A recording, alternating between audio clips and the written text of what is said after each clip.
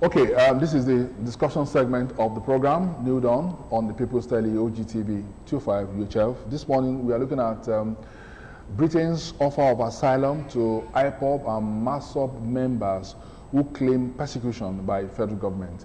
Of course, you know all that has been happening in that area of the country. Yesterday, there were reports of face-off between Imo State government and IPOB MASSOB members. Why and how did we get to this level is a very big question that we need to answer this morning. And of course, we also want to essentially look at why Britain would decide to offer asylum to members of these groups who claim persecution by federal government, because we need to underline that.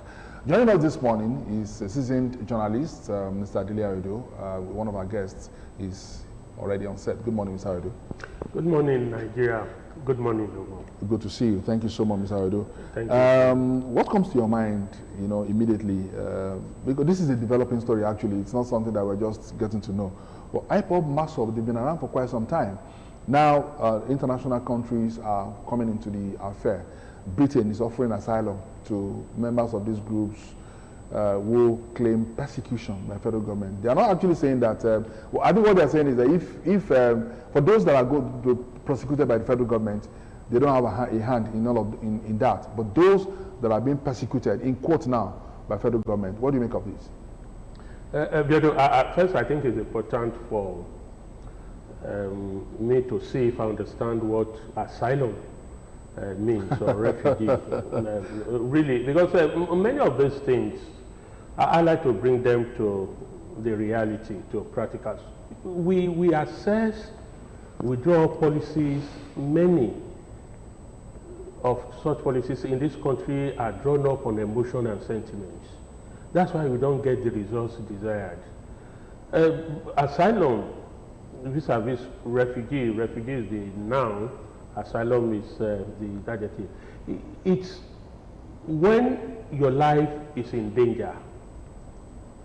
It is not you that I'm coming to meet that will say immediately that my life is not in danger or not. It is the evidence I place before you and stories I told, how convincing they are. So somebody who feels persecuted, like it is said, it's one of those international laws. Nigeria signed up to it. It's only that people on refugee seek asylum in a place that is more convenient. Remember in the 80s and early 90s, when the war in Liberia and Monrovia was going on, we had so many of these asylum seekers here in Nigeria. You don't have a choice once you are convinced by their case, other than to grant them such status of asylum seeker. So when you are being seen by another country or an immigrant claiming or fleeing from his own country because of his life, it's the value the world places on life of human beings is very crucial, that you must protect the life of an innocent person. So where he's coming from becomes secondary. But what happens to him is the utmost. That's the decision. So anybody can go to anywhere and say you want to seek asylum. You go through the formal process. Every country has it. It could differ. There are some countries who just place some countries on no asylum base. No matter what is happening, they are not taking you. Now, for the IPOB or MASSOB, they can't seek asylum anywhere. It is the prerogative of the country where they are to say the story you've told us is convincing enough. The evidence we have before us is strong enough to protect your life, because that's the important thing, that life. That's what we are wasting and losing here in the country. Now, having said this, the argument about whether they can be given asylum or not, like I said, most times our watery and sentiment, we look at it from our own side. They will look at it from their own side. And that goes to the kind of noise somebody like me do make over the way we handle our country, events in our country, to the world. what we sell to them. Now, the foreigners to them believe that the government of the country is not handling so many things properly. They are convinced that some people are being persecuted on the basis of their ethnic background, on the basis of their religious belief, and of course on the basis of their political affiliations and convictions. Because of this, they no longer believe that the country Nigeria is run on a pedestal of the format of international norms and community international relations. Therefore, the fact that we have, for instance, consulars or workers of the British embassy here in Nigeria work, they don't mean they actually grab everything that is happening. We are here, far from the southeast, far from the northeast. It is the story we are told that forms what we want to believe or where we want to stand. It is the same way these people takes it. That's why I do say, all the time, you know, that we should be careful with the kind of paint we give to our country. To me, as an individual, from day one, the modus operandi, the goals, the target of IPOB is anti-Nigeria. But that's not the way people have reported it. When you have some lawless criminals go and kill soldiers who are on formal official national assignments, there is bound to be retaliation. And the soldiers retaliate by their training. And then we, the media or the people, begin to analyze and discuss things on sentiment. As I said to people, those who decide to drop the truth, they have a motive. They have something to gain from lying, from not giving us the exact position of what is happening. Yoruba say, "Tọ́run bá ya, kì í ṣe lórí ẹnìkan." If the heavens fall, it's on all of us. If you have this kind of crisis spread all over the country, all of us are not going to be comfortable or be happy. Look at the East, the Imo State governor. As protected as we've seen he is, they are getting close. They got close to the Benue governor. That's the danger of not taking patriotism and nationalism, no matter what you feel. I agree that many of these things are real, but it is also true that many of them are made up and cooked up, the stories we hear.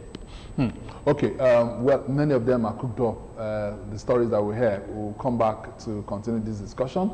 We have another guest joining us shortly. Stay with us, we'll be back.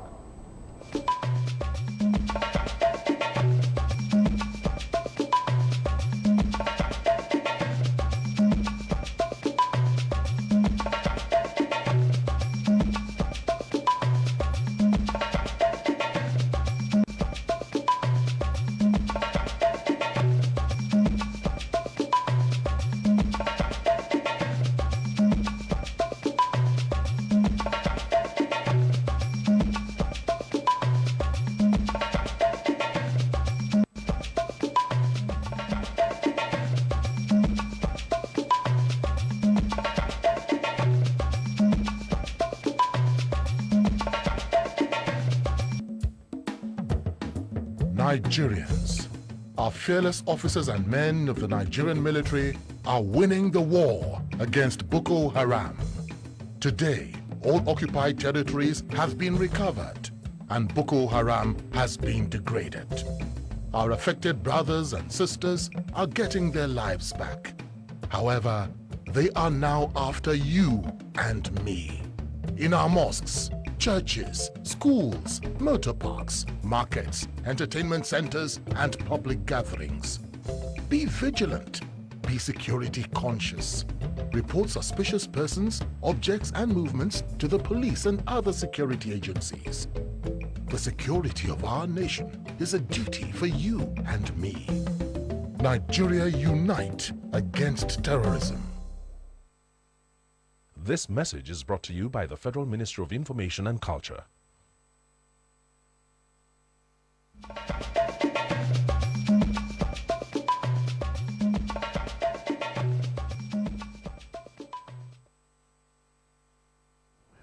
Okay, new dawn on the People's Daily OGTV 25 UHF. We are looking at Britain's offer of asylum to IPOB MASSOB members who claim persecution by federal government.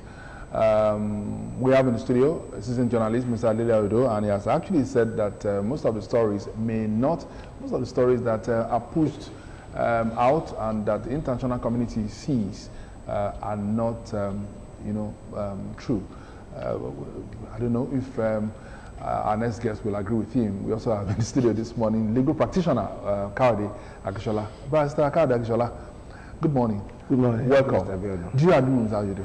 I do not agree with them in any way. I do not share that sentiment. Are you now okay? Are you taking the position of Lai Mohammed too in this? Now, there is no way I can take the position of Lai Mohammed, and I want to believe that he has made his own statement based on his understanding about how asylum and immigration rules works in the contemporary world. Naturally, the IPOB member and MASSOB member, they shouldn't be approaching other countries in order to seek asylum. Their agitation, we need to take a cursory look at it. And just before we do that, I must mention that United Nations Convention on Immigration Rules, 1967, actually said, which was re-echoed by the UK, in their statement that, okay, if IPOB member have been persecuted in Nigeria, they will grant them asylum. Now, the position of that rule or that law, which form the basis for international, human rights. If you are being persecuted in your home country, you can seek refuge in our country, provided that you won't go back to that country any longer. The only caveat that rule or that international law has is that if your home country, they want to come and object that you are threatening peace, you are doing this, among other things, will be the only thing. And when you look at it, the agitations of the IPOB, they were well encapsulated in that Sovereign National Conference document. In 2014, Nigerians, despite our tribal coloration, religious sentiment, we came together. Federal government injected fund into this. We came up with a particular recommendation in 2015, which the federal government promised that they were actually going to adopt.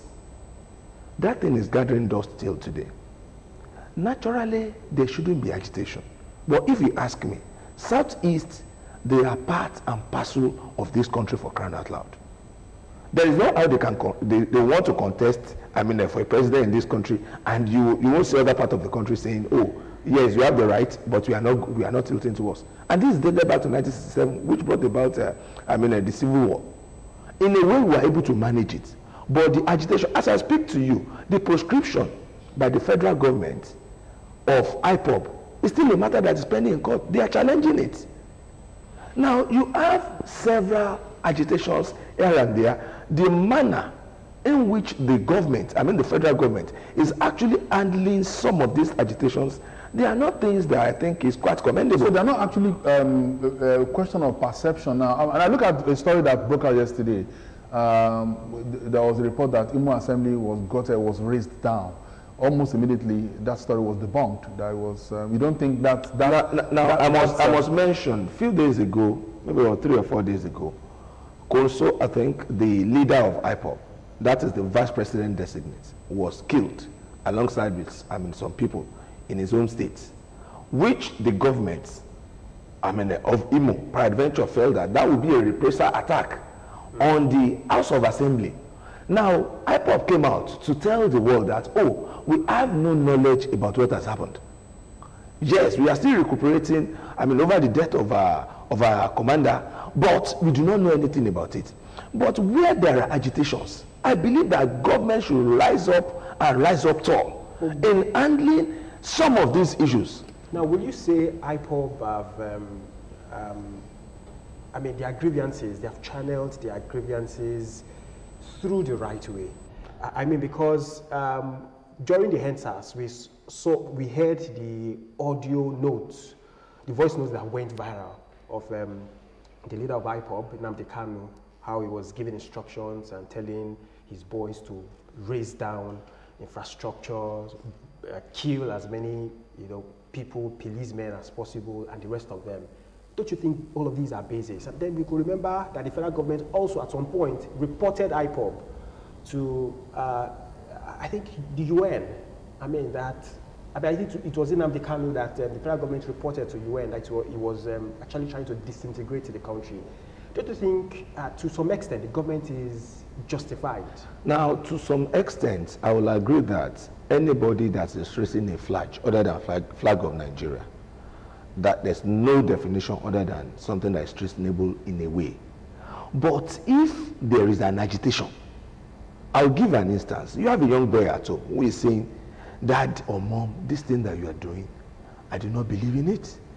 Can there be a way in which we can marry your thoughts and my thoughts? Now, IPOB member or people from Southeast, they were represented during the Sovereign National Conference. Has government gone through that document and say, okay, this is the best way? What they are doing currently is the resultant effect of not heeding to several dictates of things. Now, look at what is happening in the North. You understand? The North issue didn't just start overnight. Agitation of IPOB has always been there since 1967. And there are things in which they are agitating for, but in the manner in which they are going about is not something that that will sit here and comment. But I must mention agitation. When people have the right, it's a constitutional a right. If they have the right to peaceful protest, if they have the right to challenge or they have to their thoughts, if their thought is not aligning with some things, I'm of the view that such thoughts should be considered by the government. Until it is considered, then we tend to have some of the security challenges here. So in your view, you feel the IPOB... there should be a dialogue between the leadership of the IPOB and the federal government. You feel they are being persecuted by the federal government? In a way. Now, the way the UN Convention is being run, as a matter of fact, is being managed or is being overseen by the International Convention on Human Rights. They look at it case by case basis, not a general thing. If they are saying, oh, I'm being persecuted, depending on the case that they are presenting before the asylum, you understand, it's what it is being presented on the board of the refugee, that they will look at it. And beyond the rhetorics of the Minister for Information coming on the here and begin to do this, I believe the Minister for Foreign Affairs should be the one engaging the United Kingdom on some of those objections, rather than them just saying, oh, United Kingdom is supporting IPOB against Nigeria or the federal government. That is not the way to go. I mean, we are still battling in the north. We have issues. We are having one in the southwest as we speak. Now, instead of us as a nation having multiple security challenges, some of them where we could dialogue, we could try and look at it. And until the government begin to sit up, look through that document that was produced by the Sovereign National Conference, you might not really have a progress. Maybe as time goes on in the program, we are going to look at some of the items in the documents which IPOB may actually be actually want. But Mr. Daly, let us look at it also from this angle. He talked about agitation. These things are right, but you should actually do it the right way. Probably to some extent, IPOB also tried doing it the right way. But the aggression that the agitation met from the federal government was not it. They didn't like it. Now, when you compare some of this aggression the military has meted out, on IPOB, and then when you see the banditry in the north, and then how, maybe, the kind of reaction the federal government is actually giving to, the banditry in the north, would you say IPOB do not have justification to do what they are doing? Again, first, it's important, let me clear this. Let me say this clearly, that I, Dele Ayodo, am disappointed in the way the Commander-in-Chief of the Federal Republic of Nigeria has been reacting, has been handling the various problems confronting this country, be it religion, be it economic, be it ethnic, be it security. I am disappointed. So let's get that far. But I said something ab initio with sentiment and emotion. You don't run government or governance by sentiment or emotion. My government candidate will know that and will remember clearly that from day one, IPOB has taken up the position of a rebel. I said this clearly, every action. He talked about the killing of MASSOB Friday on Saturday. My powerful, the spokesperson of IPOB, came out largely to threaten the government of Imo State. Whether you agree with how that government was formed or not is a different thing. It's a government recognized by the Federal Republic of Nigeria today, and said they will bring hell to the house of the governor. I'm not sure Kayode or I or Biodun or you, Dominic, as the head of any government, any arm of government in Nigeria, will allow anybody to confront your administration with threats and violence. I won't. I will resist it. You understand that? I repeat, from day one, IPOB has taken that position. I don't want to deviate from the focus of granting asylum. It's on the request. It's not, you are not going to be given asylum based on the group in which you are. Your case will be looked, checked, determined on merit as an individual. Yes, evidences of what you have done or what has happened to you as a member of a group can work for you or work against you. But it's not because you are the chairman of IPOB or the leader of IPOB that they will grant you asylum. They will grant you asylum on what you are doing, what you said has happened to you. Can they talk about the national conference as basis for whatever? I remember clearly and that I and so many people here in the Southwest objected to that conference. Vociferously, I objected to it. That was a political gimmick for the government of that day to win an election. And I remember that some people, even from the Southwest, boycotted it. So I don't know how that can become the general basis for us to reappraise or restructure Nigeria. I know we are confronted with problems and something there must be done. That's why I started by my statement that I am disappointed in the leadership. But for anybody, any individual or group, in the Southwest we also claim problems, even though people believe that we are better off than other places in the country. But we have our problems, we have our disappointment from government. The young ones in IPOB, you will remember that there has always been different positions taken by the Ohanese, made up of leaders who've seen the war, who are enjoying booties of government, and the young ones who believe they've been separated, and many of them have not seen the war. Biafra ended with the declaration of Effiong in 1970. And they will remember that. So for anybody to even bring up Biafra is treasonable. It's treasonable. How government is handling it could be a different thing. We could discuss that as a separate thing. But for any government to permit and allow it, I don't think I will as the head of any government. Now, one of the discontents of Biafra, I'm sorry, of IPOB, which Barrister Kayode also mentioned, is the access to juicy positions in the land. That's funny when you talk about juicy positions. I don't understand what position is juicy or what is the access. Are you saying they've never been 1, 2, or 3 in this country? They have. Because Rwanda for many times was controlling our finance, even though we have a Southwest as a commander. Well, I don't understand what I mean. I say that I want anybody to say I'm wrong. Now, no matter what. Most of the times when we talk about the leadership of the country, presidency, and then Igbo is mentioned, there are some kind of reactions. Dominic, you are taking us to another thing. There are some kind of. I will not hand over presidency or president to any individual. We have to vote for them. It is one of the discontents. It's one of what they are. Whose fault? Who's making? Is it that these people have not become president? Have they not contested? Is it they are making? Have they not contested presidency since 1960? They have always contested. Every election, we have an Igbo extract as an aspirant, voted for by some people, lost elections. I don't understand. I think this is brigandry. I agree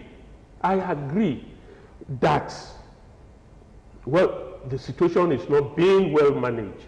There are a lot of reasons for people to doubt our coexistence.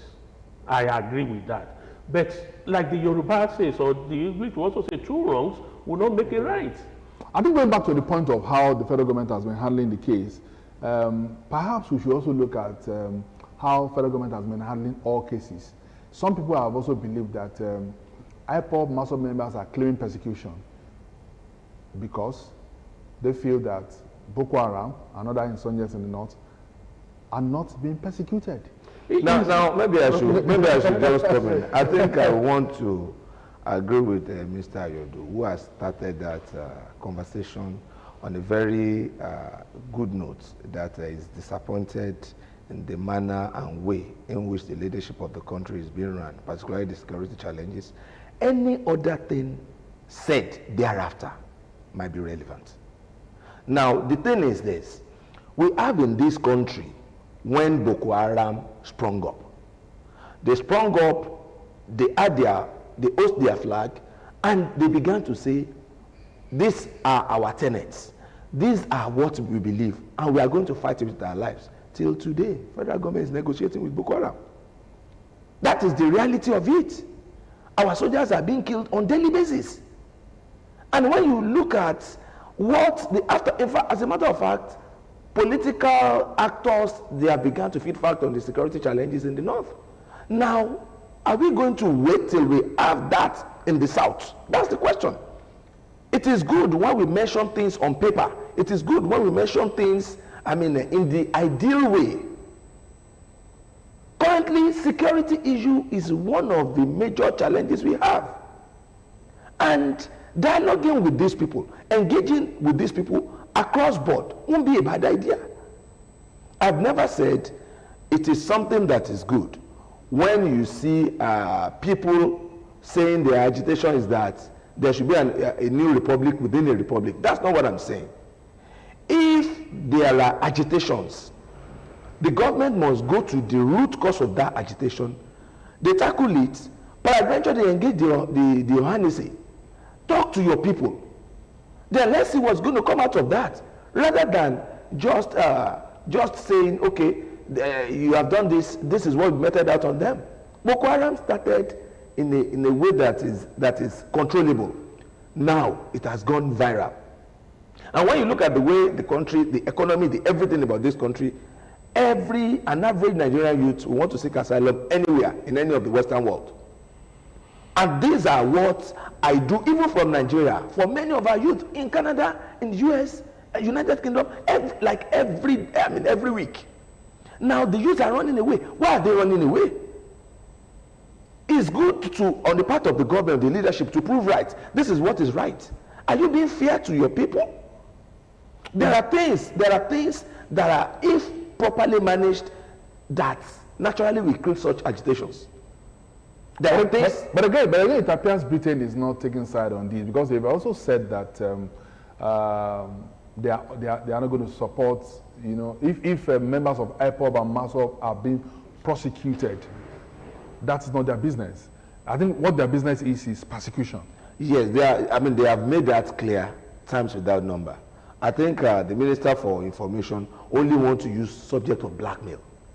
Naturally, he himself mentioned while doing that broadcast that he knows that this particular work doesn't fall within the purview of his own task, rather the Minister of Foreign Affairs.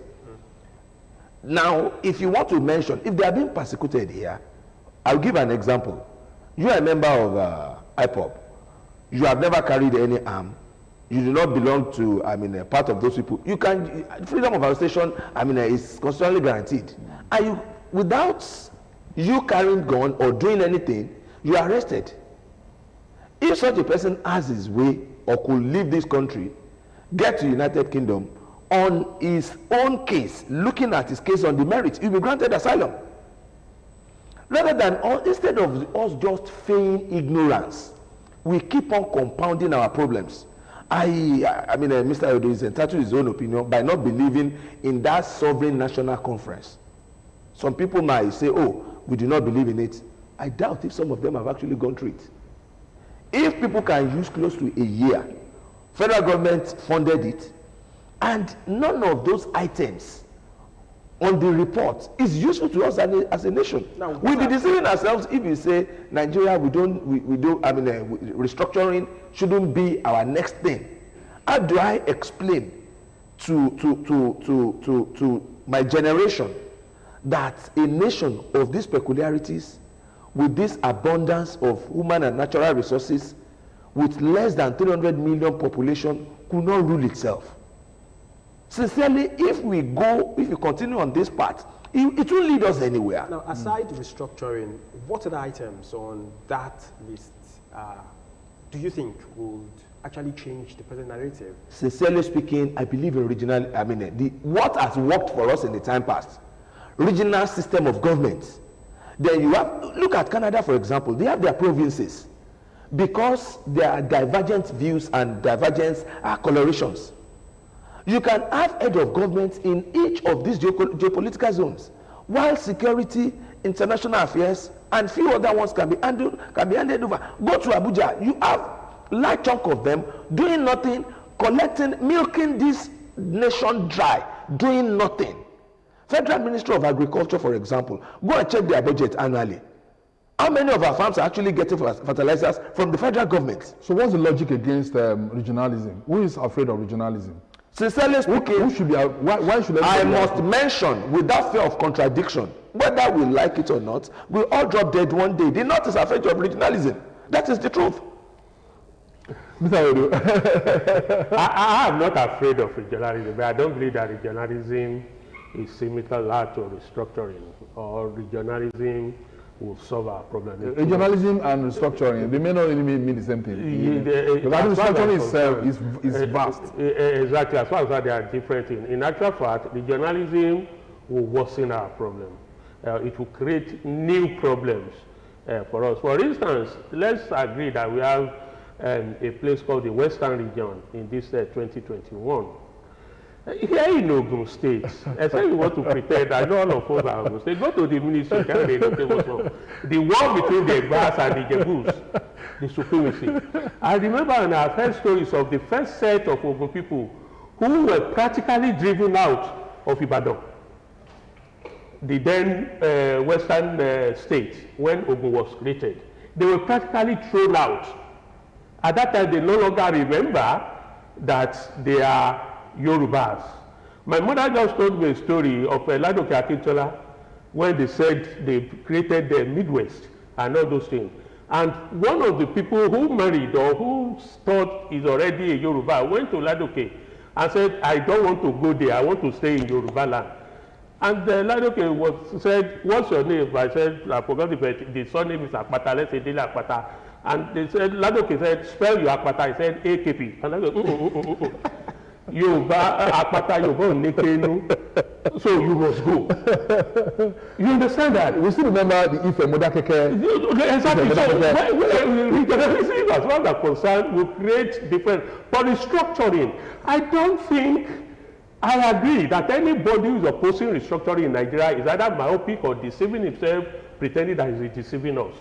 We need to restructure.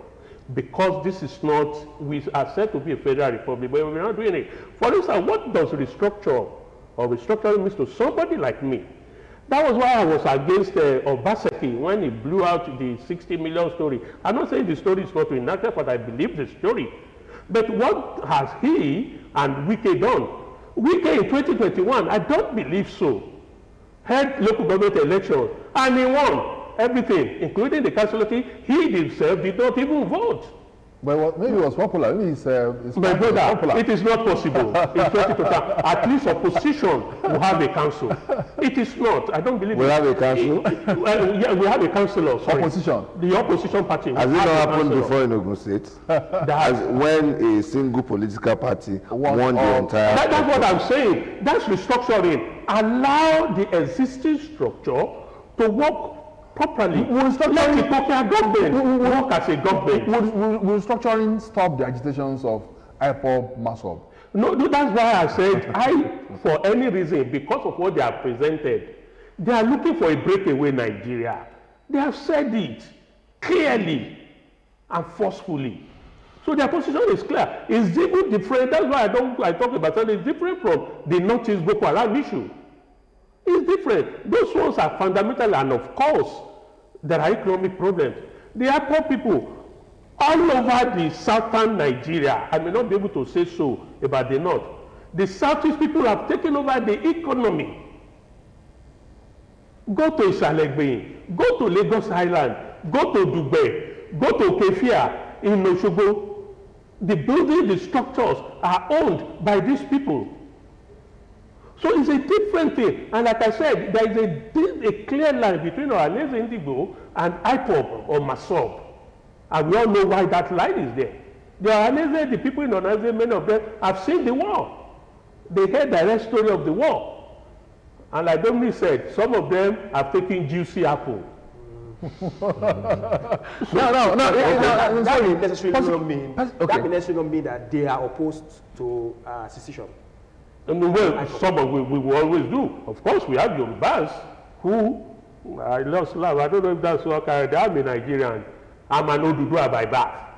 So nobody gives you Now let me just come in there. You see, there is no how that you will want to have a new system of government, and you think everybody will buy it. That's right. Hook, line, and sinker. That's right. Yeah. Today, if you have Abeokuta State, for example, you will see people rising up saying, "I'm from Ovu.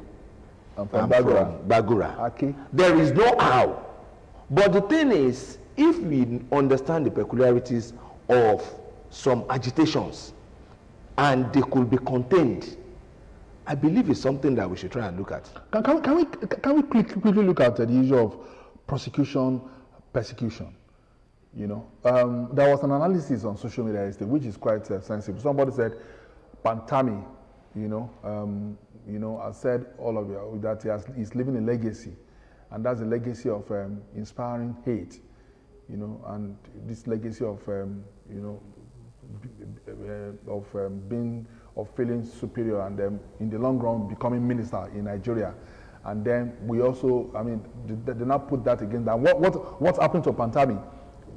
Just oppose that against what happened to Kemi Adeosun when she was accused of forgery on her, and all of that. Isn't that the cause of all of this? Sincerely speaking, injustice will always bring about more agitations. Where people are supposed to be prosecuted and they are persecuted, then you tend to have issues.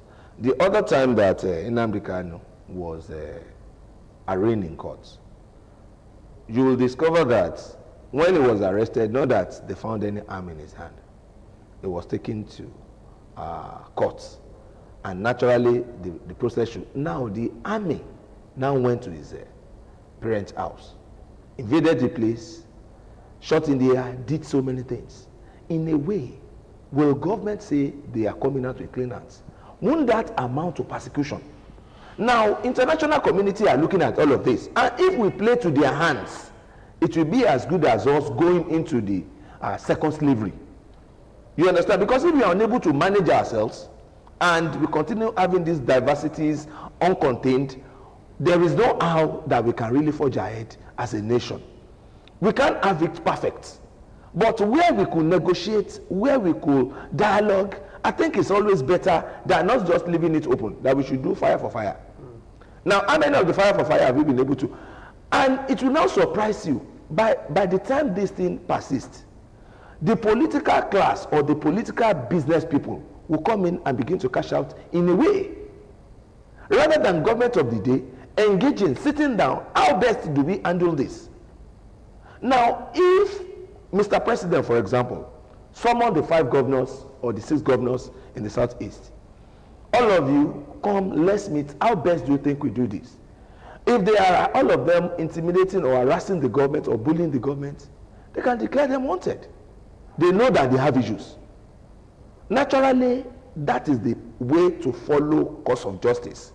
Otherwise, it will lead to persecution. Now, some people have even said that instead of the Britain coming out to say we are going to grant persecution, asylum to those who are persecuted, that they should have those who claim persecution. Now, they should have encouraged the federal government to go ahead with a referendum, conduct a referendum. No, Nigeria is a sovereign nation, and as a matter of fact, even the grant of that asylum or otherwise resides in the United Kingdom, not our objection. The strengths of that grant of asylum reside in the United Kingdom, not us. Now, Nigeria is a sovereign nation. There is no how that Britain will be coming and be telling us that we should do referendum. No, referendum is an internal thing. And in a way, there is no, Nigeria is an independent nation for heaven's sake, giant of Africa for that matter. But the nation can be advised. Yes, the nation can be advised. Yes. However, my own submission is that they should do further engagement on dialogue. Mr. Odo, maybe Britain is saying this because they know too much about Nigeria.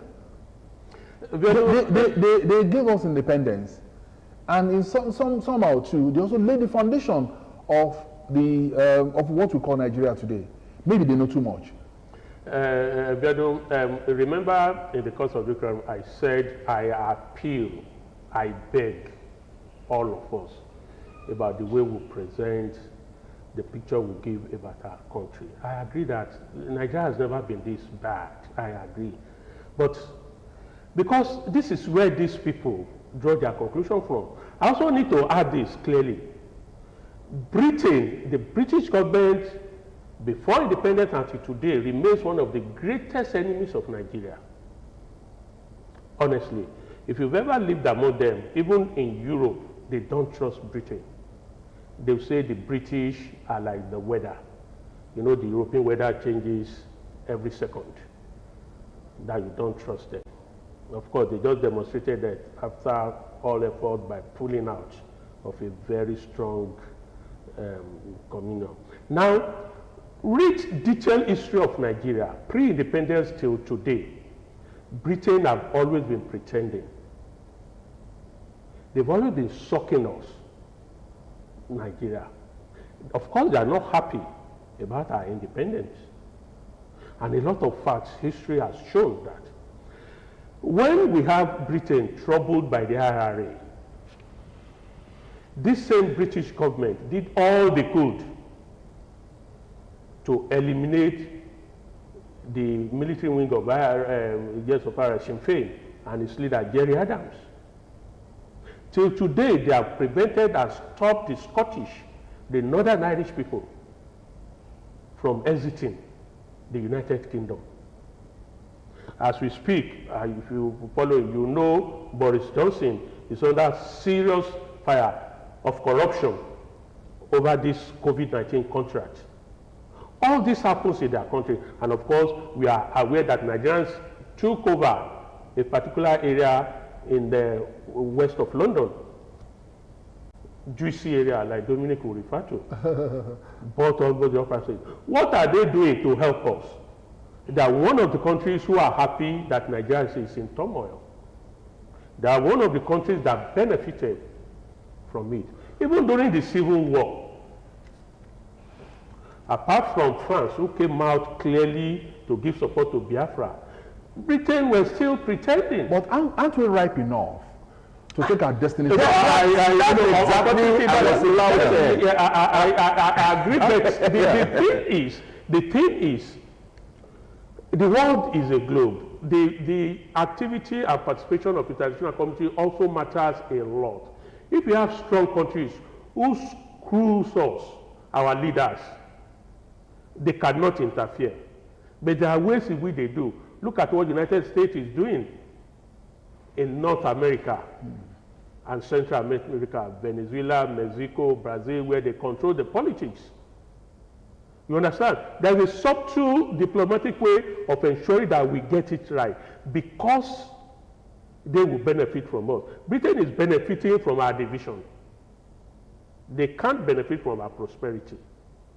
You understand? I agree. It's not an excuse that because your parents were poor, that's why you should remain poor. I agree. But there is a lot they control. We talk about this IPOB and all these things. It's double playing. Do you want to say that they don't know the role IPOB is playing in Nigeria?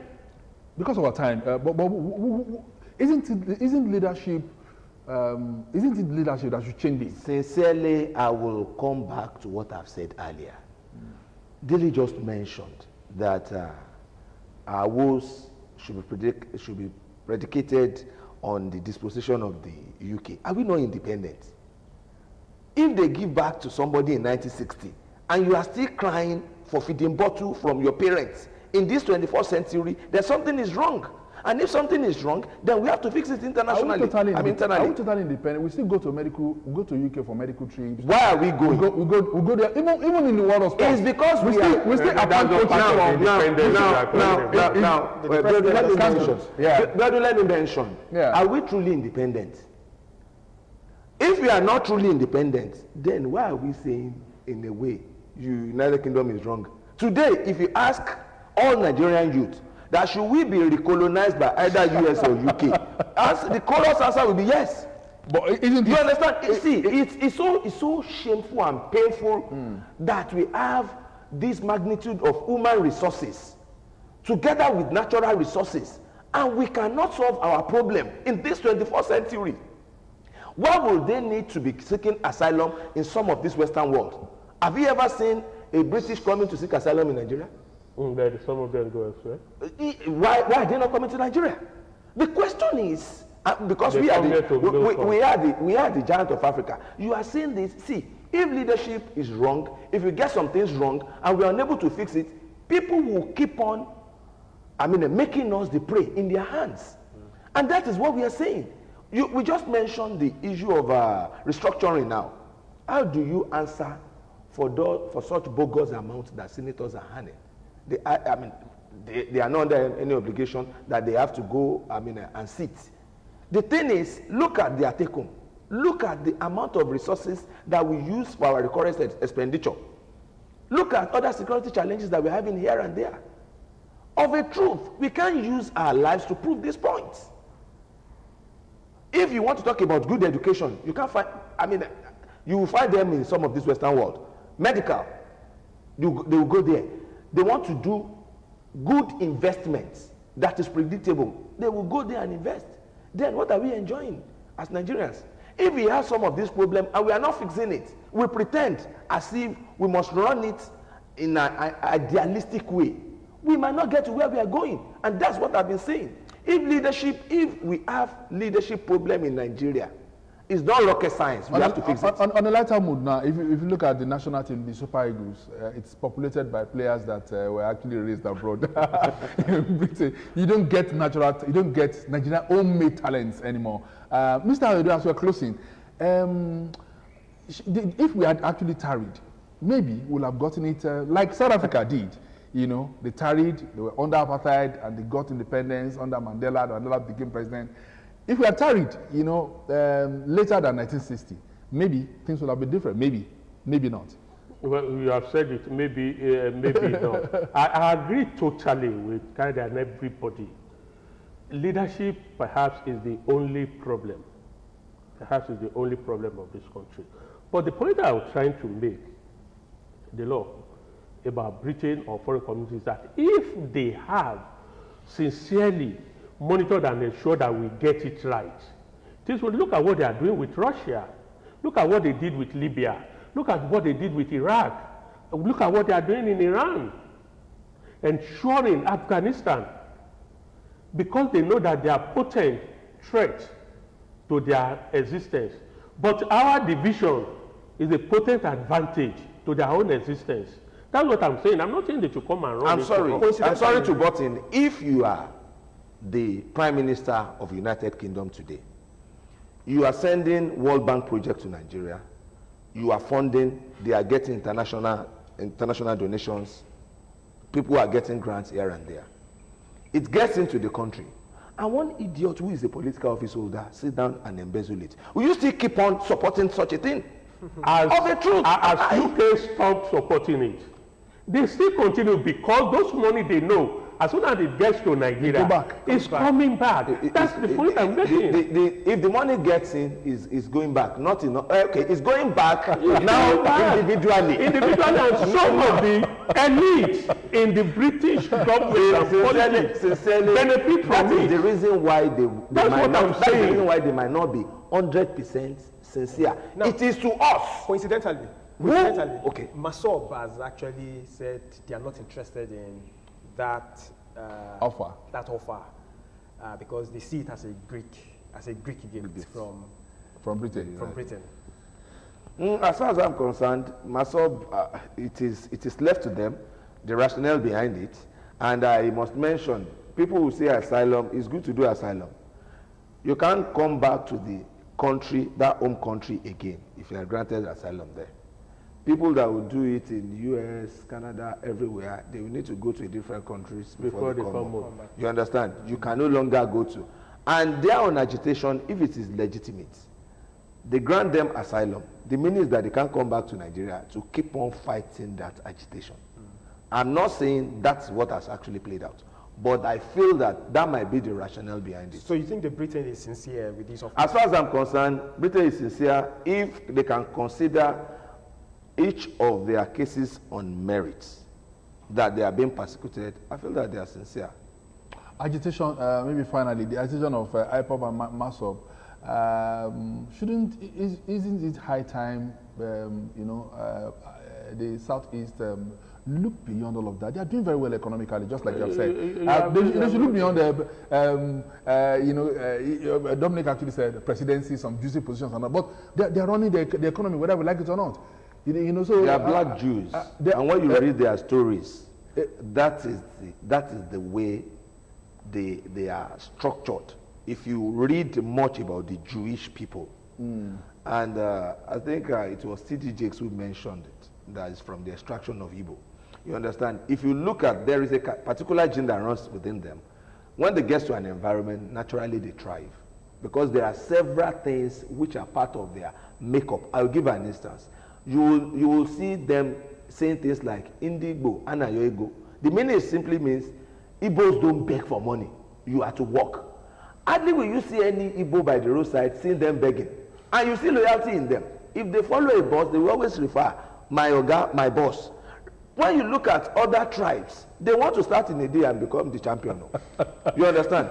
So they have their own peculiarities, and we must understand this. The father words on this. No, he has said it all. Yes. It's a tribe. That's why I am against the way they are pursuing about going about the problem of the country. They want to get the problem of the country solved, because all they actually are things we are also facing here, but not the way they are going about it. Not the way they're going about it. I must thank you, gentlemen, for coming on this program. Barrister Kayode Adejola, thank you so much for your resourcefulness this morning. And seasoned journalist, Dele Ayodo, thank you so much too for your vast experience that you have expressed on the program this morning. Thank you for having me. Okay, we'll move on to the next segment of the program. We want to look at how Ogun State is celebrating academic feats. That's our next. That's the next item on our lineup this morning. New Dawn on the People's Study. Stay with us.